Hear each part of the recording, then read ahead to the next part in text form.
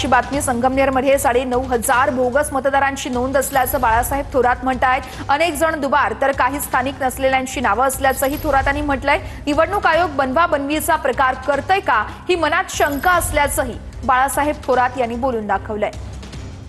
संगमेर मतदारसंघामध्ये 9,500 तालुका आणि संगमेर मतदारसंघात 9,500 दोष आम्ही दाखवून दिले।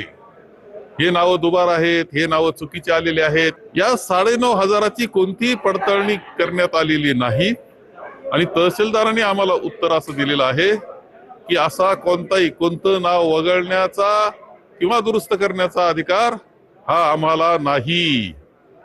एका बाजूला तुम्ही असं सांगताय की आम्ही आदेश दिलेले आहेत, चुका दुरुस्त करणार आहोत, दुसऱ्या बाजूला म्हणतात की आम्हाला अधिकारच नाही। म्हणजे अशी ही बनवा-बनवीचा कार्यक्रम निवडणूक आयोग आणि त्यांच्या माध्यमातून हे अधिकारी करतायत काय, ही शंका यावी अशी परिस्थिती महाराष्ट्रामध्ये आज आहे।